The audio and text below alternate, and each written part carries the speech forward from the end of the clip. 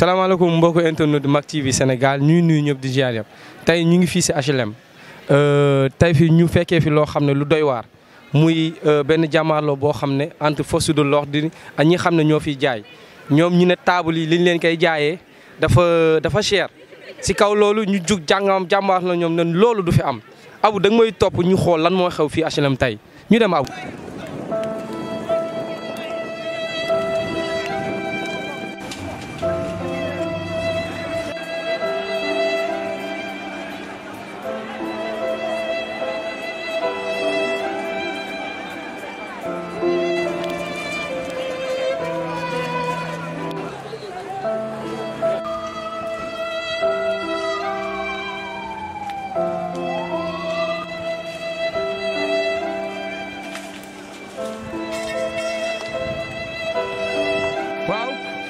waaw yéen a ngi gisandoo Abou waaw tàng na jël ñëpp daw nañ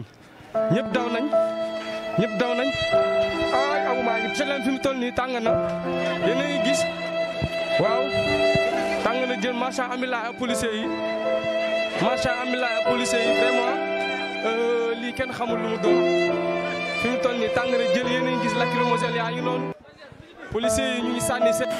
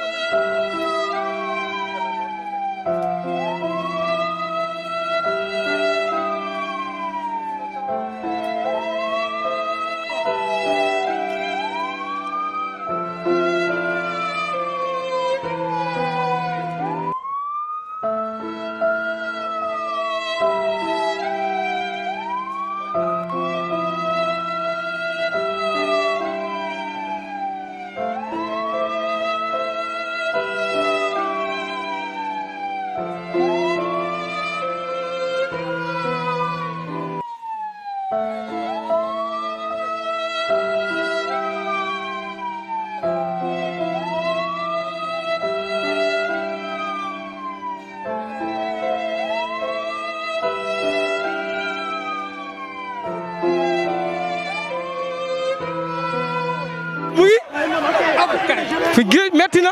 Avec vous. Non, ça c'est pas possible. Je ne l'accepterai pas. Ouais, yo. Sandil. Population bi. Quand même. Mais vous pensez que c'est normal? C'est pas normal. Hein? Vous pensez que c'est normal? Hein? Non, avec marchand ambulant là.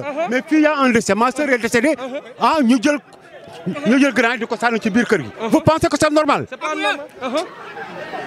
waaw waa kër gi attaque deri fi mu toll nii métti na HLM métti na fi mu toll nii. mais lii c'est pas sérieux ñu ñëw toog sànni si biir kër gi 5 lacrymogènes te dañu am décès ay maires yi ñoo ngi ñëw toog doo bu ja sunu déwén na sont responsables. fii métti na parce que loolu bi yéen a gisandoo métti na waaw sànni nañ lacrymogènes yi fi mu toll nii Abou métti na Abou yéen a gisandoo.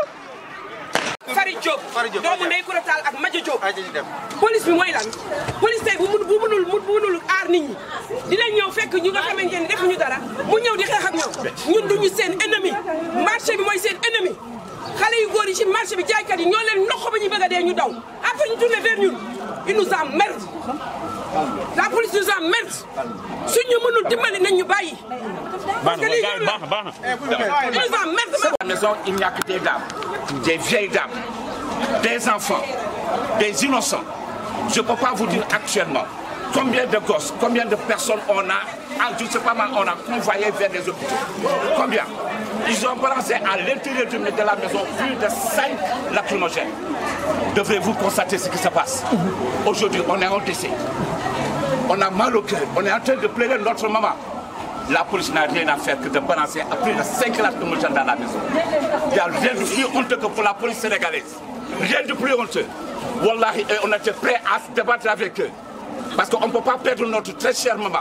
Je rappelle, la première femme de Madja Diop, le premier secrétaire général de la synthèse, et la police a foutu plus de 5 lacrymogènes dans la maison. Non, ne vous en faites pas. Toute la presse sera avertie par rapport à ça. Ils n'ont qu'à faire le travail. Mais avant d'agir, je pense qu'il y a lieu de vérifier. Il y a lieu de vérifier. J'ai parlé avec madame la commissaire et les policiers. Je ne sais pas, c'est une dame. Il y a un autre que j'ai parlé, je ne sais pas c'est quel genre de commissaire. Mais si ça persiste, moi je ne peux pas comprendre. Un d'eux a persisté et signé comme quoi que il a même balancé une lacrymogène à la fenêtre, même là où se trouvaient les dames. Mais qu'est-ce que cela signifie?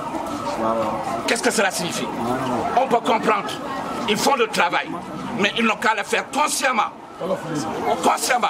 C'est de l'inconscience pure et simple, ce qu'ils le font. Nous sommes plus citoyens que...